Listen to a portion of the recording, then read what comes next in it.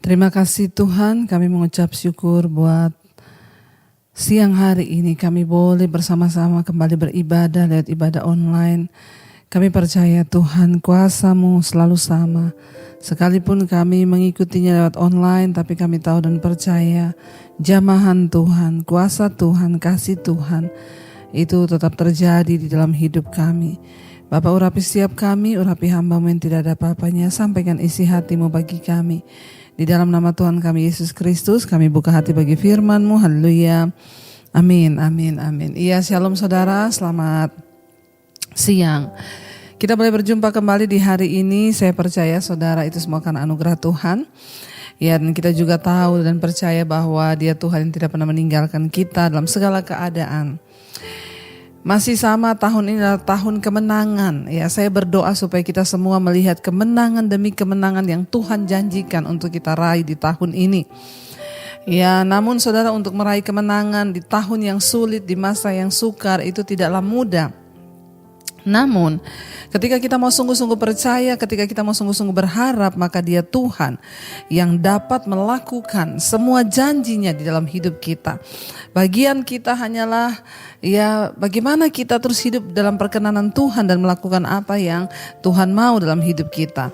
Nah saudara, hari ini saya ingin kita sama-sama belajar dari firman Tuhan saudara. Ya, ada 3 hal yang harus kita lakukan agar kita boleh mengalami kemenangan ya di tahun-tahun kehidupan kita di masa-masa sekarang ini.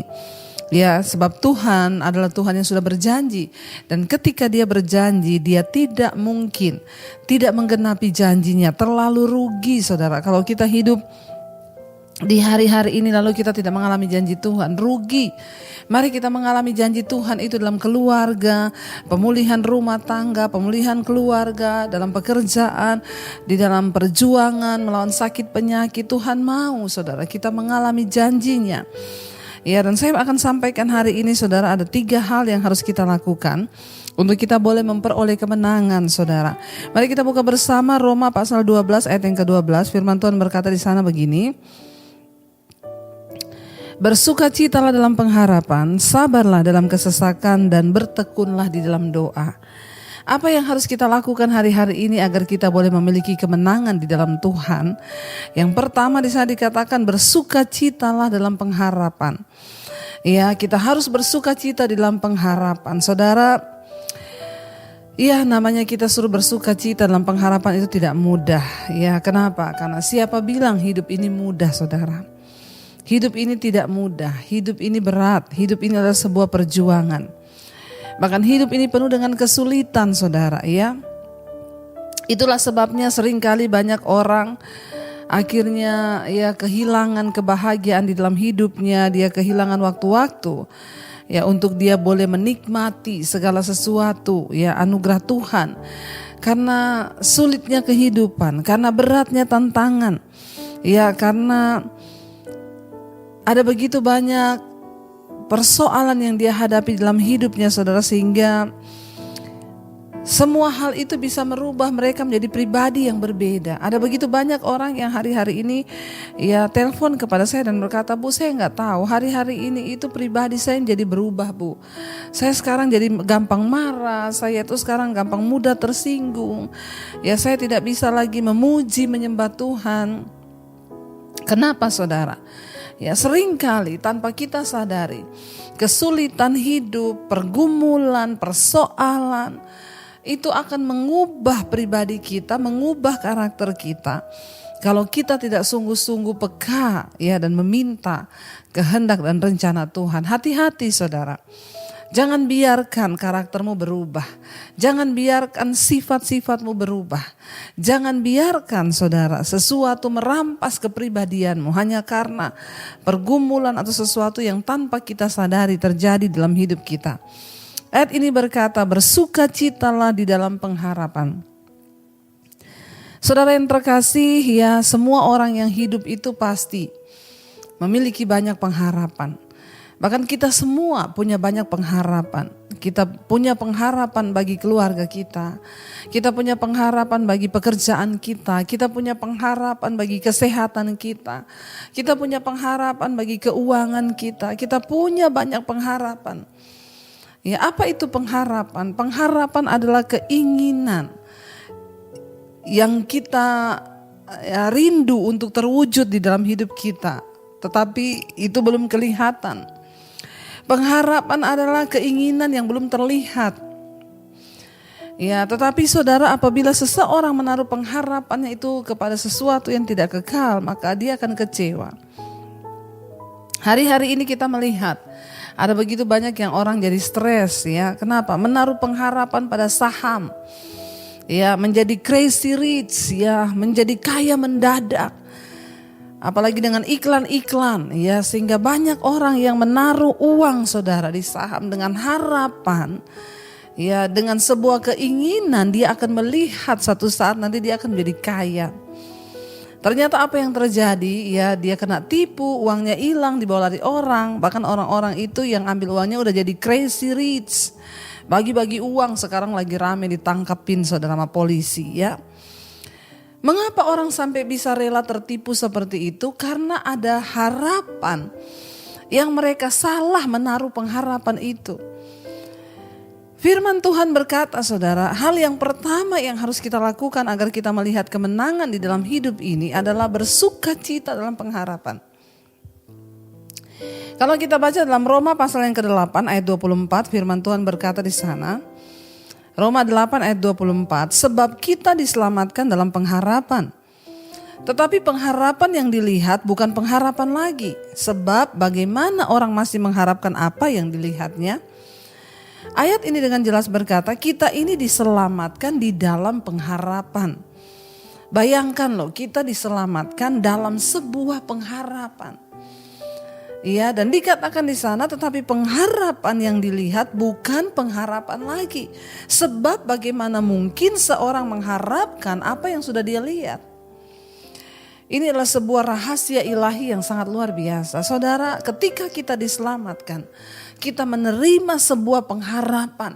Di dalam keselamatan kita itu mengandung pengharapan yang luar biasa. Ya, dan pengharapan itu belum terlihat. Ya, memang namanya pengharapan belum terlihat. Ya, dikatakan di sana, ya memang ya kalau sudah terlihat tuh namanya bukan pengharapan lagi. Bagaimana mungkin orang mengharapkan sesuatu yang sudah terlihat? Ayat 25 di sana dikatakan, tetapi jika kita mengharapkan yang tidak kita lihat, maka kita akan menantikannya dengan tekun. Ayat ini berkata, mari kita bersuka cita dalam pengharapan kita. Ya, kenapa? Karena pengharapan di dalam Kristus itu tidak pernah mengecewakan. Kita diselamatkan dalam pengharapan, saudara. Ya, dan kita tidak perlu menakutkan apapun lagi di dunia ini, saudara. Kenapa? Karena bagi kita hidup adalah Kristus, mati sekalipun itu keuntungan. Saya tuh ya kemarin saudara beberapa waktu yang lalu ada seorang jemaat Mesbah Doa, ya. Jadi tiba-tiba ya beliau menelpon saya, saudara, ya sambil menangis dan berkata, "Bu, ya tolong doakan ibu anak saya kena COVID dan dia tidak sadarkan diri dan sekarang dia sedang dibawa ke rumah sakit. Ibu, ayo kita berdoa ibu supaya Tuhan jangan ambil anak saya." Dan akhirnya saudara kami berdoa, singkat cerita ibu ini ya saya mengerti sebagai seorang ibu dia penuh dengan kekhawatiran. Anaknya masih muda saudara, bahkan ya memiliki karir yang luar biasa ya, dan dia tidak mau kehilangan anaknya. Kami berdoa saudara. Puji Tuhan ya setelah beberapa waktu ya saya mendapat kabar bahwa anaknya ya sudah sadar dan ya sudah kembali ke ruang perawatan biasa. Lalu saudara ya saya mendapat kesempatan anak ini ya kemudian menelpon saya. Dia berkata, "Ibu Debbie terima kasih, saya mau bersyukur buat ibu selama saya ya ada di rumah sakit dalam perawatan, ya saya selalu mengikuti mesbah doa dan mesbah syukur dan itulah yang menguatkan iman saya." Bahkan dia berkata, ya saat itu Bu, saya merasa ketika dia tidak sadarkan diri itu dia bilang, saya merasa seperti orang yang tenggelam. Tenggelam lalu tidak bisa bernafas, lalu tiba-tiba dia gak sadarkan diri saudara. Lalu dia dibawa lari ke rumah sakit waktu dia lagi isoman. Akhirnya dia bilang ketika saya sudah tidak sadarkan diri itu, dia bilang saya hanya berdoa. Saya bilang, Tuhan Yesus, ya kalau engkau masih mau pakai hidupku, ya aku percaya engkau akan menyembuhkan. Tapi kalau memang Tuhan lebih sayang kepadaku, ya Tuhan ambil hidupku, karena aku tidak takut lagi dengan kematian, sebab bagiku hidup adalah Kristus, mati itulah sebuah keuntungan. Waktu dia menceritakan itu kepada saya, anak ini, saudara, saya melihat, wow, saya takjub dengan imannya yang begitu luar biasa. Saya berkata kepada dia, luar biasa apa yang kamu alami bersama dengan Tuhan. Dia bilang, iya ibu, saya bersyukur. Ya, lewat semua khotbah-khotbah ibu saya diteguhkan, ya di rumah sakit, mesbah pagi, mesbah syukur, mesbah doa, saya mengikuti. Satu hal dia bilang yang saya sangat syukuri, Bu. Kenapa saya tidak takut dengan kematian lagi? Karena saya bersyukur saya sudah berada di dalam Yesus sungguh-sungguh. Saya tidak bayangkan kalau ini terjadi ketika saya belum bertobat. Dia Kristen dari kecil, saudara. Tapi dia baru mengalami Tuhan. Ya, di tengah masa pandemi ini dia berjumpa dengan Tuhan secara pribadi, lalu dia minta untuk saya membaptis dia, saudara. Dan dia mengalami perjumpaan, imannya bertumbuh luar biasa. Dan itulah kemenangan iman seseorang. Ya, bahkan ketika mamanya menelpon saya, mamanya juga menceritakan hal yang sama. Dia bilang, ibu, masa anak saya berkata, waktu dia lagi dalam keadaan tidak sadar, dia berserah kepada Tuhan. Dia bilang, Tuhan, kalau Tuhan lebih sayang kepadaku, Tuhan mau ambil aku, Tuhan ambil, aku sudah siap, kata mamanya. Ya jangan gitu ya, karena saya masih berharap anak saya ini tidak dipanggil Tuhan. Tapi saya berkata, ibu, anak ibu imannya luar biasa. Ibunya juga berkata, iya Bu, luar biasa anak saya ini imannya. Ya, kenapa orang bisa menghadapi bahkan kematian sekalipun dia tidak takut. Dia berkata, aku siap Tuhan. Karena dia memiliki sebuah pengharapan yang kuat di dalam Tuhan. Bahkan kematian tidak akan sanggup memisahkan dia dengan Kristus. Saudara, pergumulan apa yang membuat kita ini menjadi down? Ya, saya percaya pergumulan terberat seorang manusia adalah ketika dia harus diperhadapkan dengan kematian. Kalau orang masih dalam masalah keuangan, masih dalam masalah rumah tangga, ya setidaknya ya kita masih ada masih bisa kuat, masih ada harapan yang lebih besar lah. Tapi ketika orang berada rasanya di lembah bayang maut, ya ketika dia akan menghadapi kematian dan dia bisa berkata, Tuhan aku siap, kalau engkau mau ambil hari ini aku sudah siap. Wow, itu adalah orang yang benar-benar memiliki pengharapan yang luar biasa. Saudara, saya mau katakan hari ini, kalau ada di antara saudara yang depresi, yang takut, yang kecewa, itu artinya pengharapanmu kepada Tuhan mulai pudar. Jangan biarkan iblis merampas ya sukacitamu di dalam Tuhan, kebahagiaanmu, damai sejahteramu. Jangan biarkan. Ya, perkatakan hari ini firman Tuhan. Aku punya pengharapan dalam Kristus. Jangan menyerah dengan keadaan apapun. Yang pertama, firman Tuhan berkata, bersukacitalah dalam pengharapan. Ya, tetap bersukacita sambil menanti hari-hari ini. Apa yang kita mau nantikan, kita tetap mengucap syukur dan bersukacita dalam pengharapan yang kita harapkan kepada Tuhan. Yang kedua, ayat ini berkata, sabarlah dalam kesesakan. Ya, apa yang harus kita lakukan yang kedua agar kita melihat kemenangan? Ya, sabar dalam kesesakan. Ya, mari kita bersabar di dalam kesesakan, saudara. Saya punya satu kisah ya. Kenapa kita harus bersabar dalam kesesakan? Karena dalam hidup ini itu ada banyak musim yang akan datang. Tidak selamanya engkau akan ada dalam kesesakan. Sabar. Seringkali Tuhan hanya mengizinkan beberapa waktu dalam musim hidup kita. Kita ini menderita, tetapi akan ada waktunya. Saya selalu menyaksikan hidup saya. Saya ikut Tuhan dari tahun 95. Ya. Sampai mungkin baru 2 tahun yang lalu itu hidup saya terus ada di dalam kesesakan demi kesesakan demi kesesakan. Ya, saya baru mengalami benar-benar yang namanya saya melihat bagaimana saya dibawa masuk dalam dimensinya Tuhan baru di pandemi 2 tahun ini, saudara. Coba kalau saya menyerah sebelum pandemi kemarin, saya tidak akan melihat janji Tuhan hari ini. Tuhan membuka pintu-pintu pelayanan, Tuhan membuka pintu-pintu berkat. Kalau saya tidak sabar di dalam kesesakan, ya lama saudara, tapi saya selalu percaya ada waktu, ada musim di dalam hidup manusia itu. Jangan engkau hanya fokus kepada satu musim itu saja dan engkau tidak sabar lagi. Ada satu kisah saudara, satu orang bapak dia punya 3 orang anak saudara.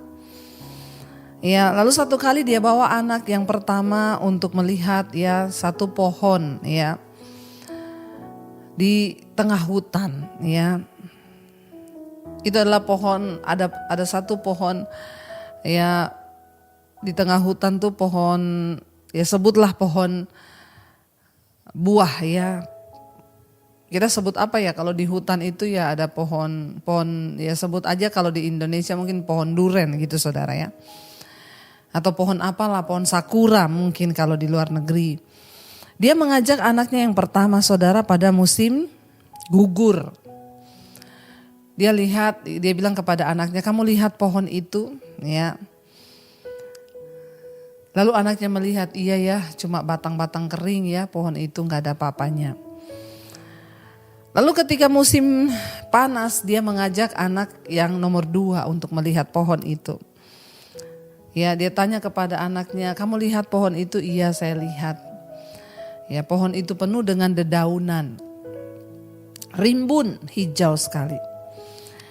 Pada musim buah, ya pada musim semi dia mengajak anaknya saudara anaknya yang nomor 3 untuk melihat pohon itu. Lalu ketika satu saat dia kumpulkan ketiga anaknya, dia bertanya, menurut kamu ya bagaimana pohon sakura itu? Anaknya yang pertama ngomong, pohon sakura itu cuma batang-batang kering. Karena dia ajak anak ini melihat ketika musim gugur. Lalu anak yang kedua ditanya, menurut kamu bunga pohon sakura itu seperti apa? Penuh dengan daun-daun. Lalu anak yang ketiga ketika ditanya, menurut kamu pohon sakura itu apa? Penuh dengan bunga semua.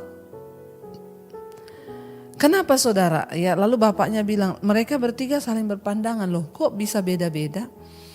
Bapaknya bilang, semua jawaban kalian itu benar karena bapak mengajak kalian di musim-musim yang berbeda. Saudara, ketika kita hanya fokus kepada satu musim hidup kita, maka kita akan menyerah dan mungkin kita tidak akan bersabar. Kita tidak akan melihat ya ada musim-musim selanjutnya di hidup kita. Tidak selamanya musim gugur. Ya, akan ada datang saatnya musim panas, lalu ada musim semi ketika semuanya menghasilkan buah kembali.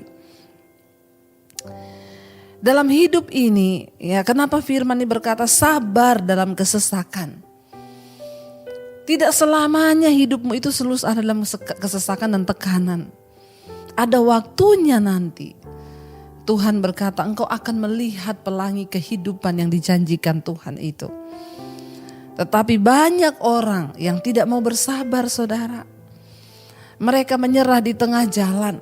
Mereka memilih mundur dan tidak lagi mau percaya kepada Tuhan. Kenapa? Karena rasanya tidak ada jalan keluar. Saya mau berkata kepada saudara, tetaplah percaya. Sabar dalam kesesakan. Memang manusia itu kalau disuruh sabar susah. Kenapa? Karena memang sudah sifatnya daging itu kepengen cepat. Daging ini kepengen yang instan. Pengennya semua serba cepat. Hari ini kita dalam masalah, kita ingin besoknya sudah dijawab Tuhan. Tapi kan semua enggak seperti itu. Ada masanya dalam hidup ini. Semua ada musimnya. Tapi mari kita percaya yang membuat musim gugur itu Tuhan, yang membuat musim semi itu Tuhan, yang membuat musim panas itu juga Tuhan. Dan pohon itu gak pernah protes ya, Tuhan aduh kok gugur lagi sih. Saudara bisa bayangkan kalau pohon itu protes, wah musim gugur lagi udah habis deh daun saya gak mau musim gugur, gak bisa. Ini adalah sebuah siklus kehidupan. Demikian juga di dalam roda kehidupan manusia. Ya, kita ini akan berganti musim dalam hidup kita. Ada kalanya kita menangis, ada kalanya kita tertawa. Itu sudah sebuah rangkaian, itu tandanya engkau masih hidup. Selama kita masih hidup, ya akan datang silih berganti musim itu. Mari kita belajar dari pohon itu, dia gak pernah protes. Wah musim gugur lagi, wah musim panas lagi, ya musim semi lagi. Ketika musim gugur ya pohon itu terlihat, bagi sebagian orang yang gak suka ya jelek, cuma ranting-ranting kering. Tapi bagi orang yang suka dengan ranting kering, dia akan melihat, wow keren banget ya, cuma ranting-ranting kering. Termasuk saya pun, saya sangat menyukai pohon yang kering. Untuk foto-foto tuh bagus saudara, dia punya nilai tersendiri. Ya, tapi ada sebagian orang yang menyukai pohon yang berbunga. Ya, pohon yang juga kering. Jadi saudara, Tuhan itu punya cara pandang masing-masing terhadap hidup kita. Tapi ingat, setiap musim dalam hidup kita tuh Tuhan yang izinkan. Pastikan kita tetap sabar supaya engkau menjadi indah di dalam setiap musim hidupmu.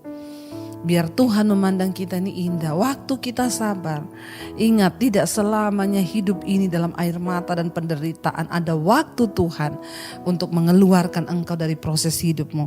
Yang ketiga saudara, firman Tuhan berkata di sana, dan bertekun di dalam doa. Bersukacitalah dalam pengharapan, sabarlah dalam kesesakan, dan bertekun dalam doa. Kita disuruh bertekun di dalam doa. Doa artinya duduk omong-omong dengan Allah. Itu doa, duduk omong dengan Allah. Bukan duduk omong dengan manusia, bukan duduk omong sama pendeta, bukan duduk omong sama hamba Tuhan. Duduk omong dengan Allah saudara. Sampaikan semua hidupmu kepada Tuhan. Sampaikan pergumulanmu kepada Tuhan. Jangan cari pendeta, jangan cari manusia, cari Tuhan. Waktu kita mencari Tuhan, maka kita menemukan mujizatnya, kita menemukan pertolongannya. Tuhan mencari orang yang bertekun.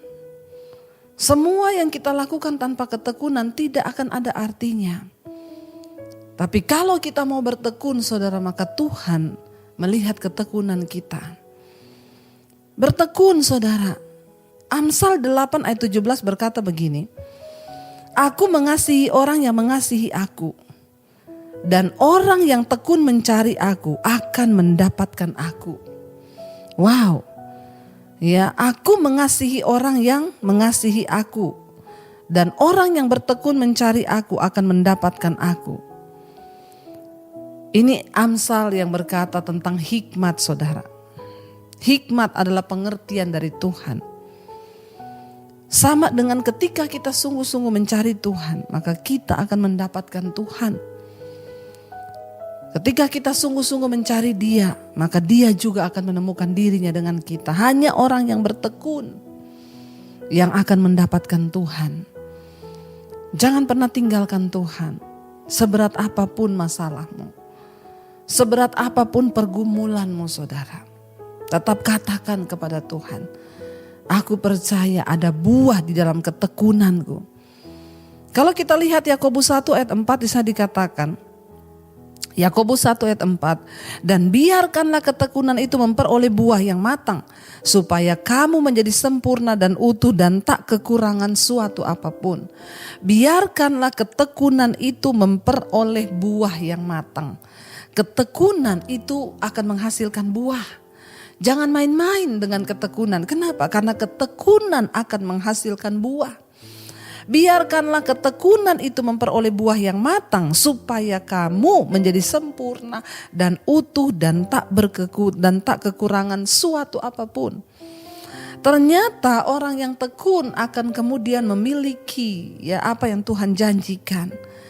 Ya, biar ketekunan itu memperoleh buah yang matang supaya kamu sempurna dan utuh dan tak kekurangan suatu apapun. Karena itu saudara, jangan pernah menyerah, jangan pernah tidak sabar, tetaplah bersukacita dalam pengharapan. Mari kita mau renungkan firman ini.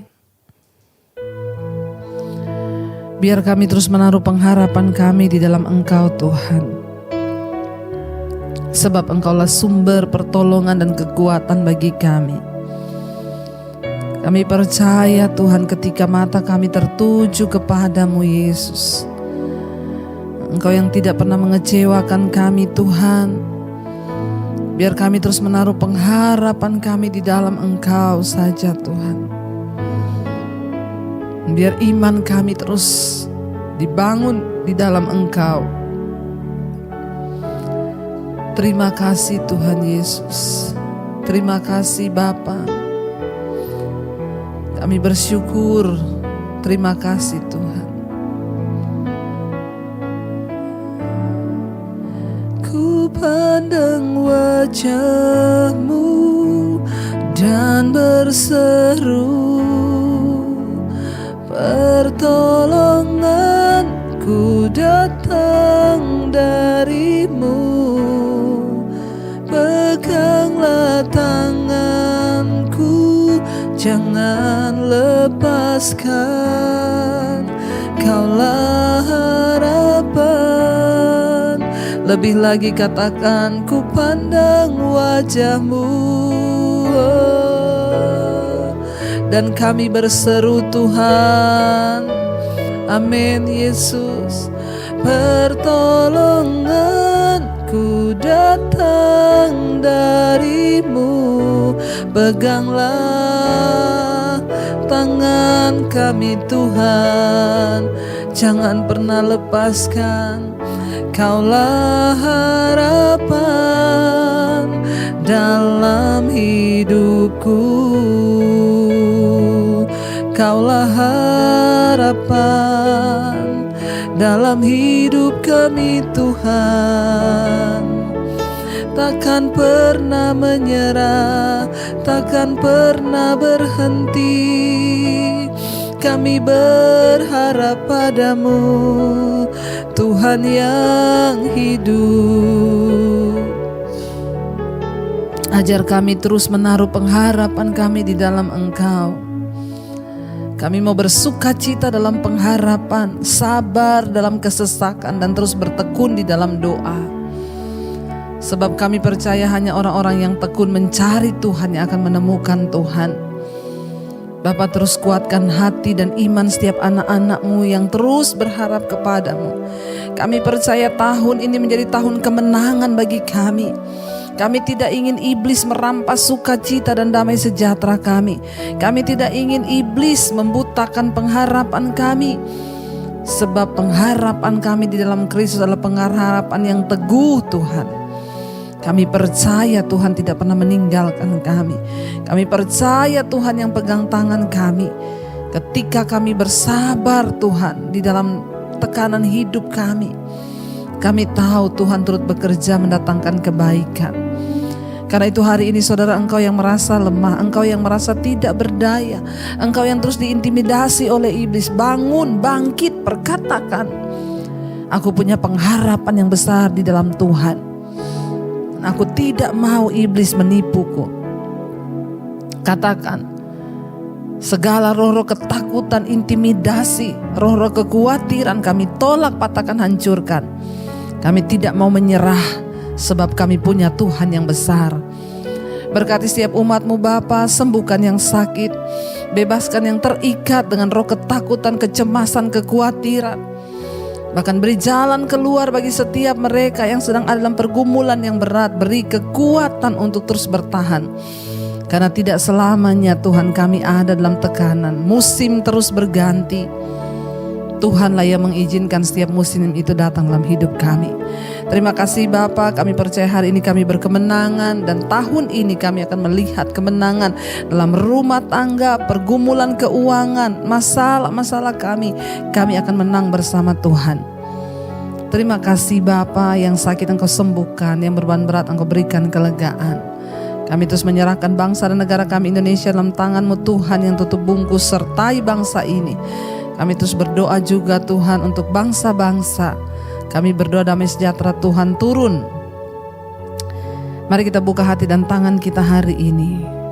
Diberkati Engkau dalam hidupmu, diberkati rumah tanggamu, diberkati pekerjaanmu, diberkati kesehatanmu, diberkati keuanganmu. Karena itu terimalah kiranya berkat dari Allah Bapa, cinta kasih Tuhan Yesus Kristus, penyertaan Allah Roh Kudus menyertai hidupmu mulai hari ini bahkan sampai kali yang kedua Tuhan Yesus datang menjemput kita. Namamu tercatat di dalam kitab kehidupan.